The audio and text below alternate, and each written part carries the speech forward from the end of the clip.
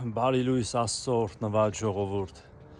Նախ եւ առաջ ուզում եմ շնորհավորել այն մարդկանց, ում ծննդյան օրն է այսօր։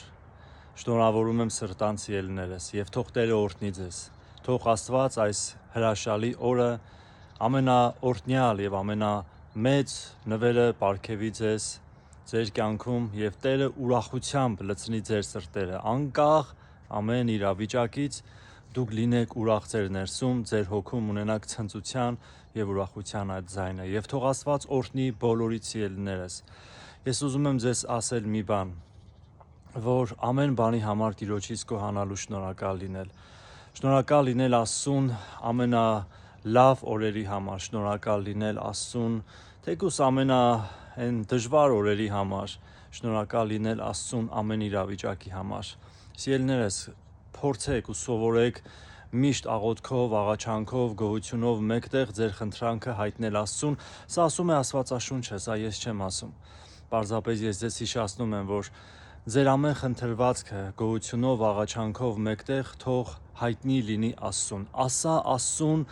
այն, ինչ որ դու ուզում ես, որովհետև այն Աստծուն, որ դու աղոթում ես, նա ամենակարող Աստված է եւ գրված է. միթե դժվար բան կա Աստծո համար։ Ուրեմն քո աղոթքը, քո աղաչանքը, քո խնդիրներդ, ամեն ինչը Աստծուն ասա, չէ որ նա ամենակարող է եւ ոչ մի դժվար բան չկա Աստծո համար։ Այնպես որ ուզում եմ այսօր քաջալերվես, զորանաս Աստծով, լցվես Աստծո գերբնական ուրախությամբ եւ խաղաղությամբ եւ թող Աստված օրհնի քո կյանքի բոլոր օրերը։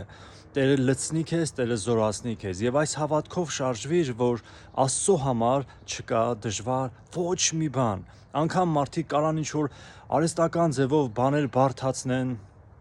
անգամ գուցե քո հավատքին այսպես մի քիչ խփեն,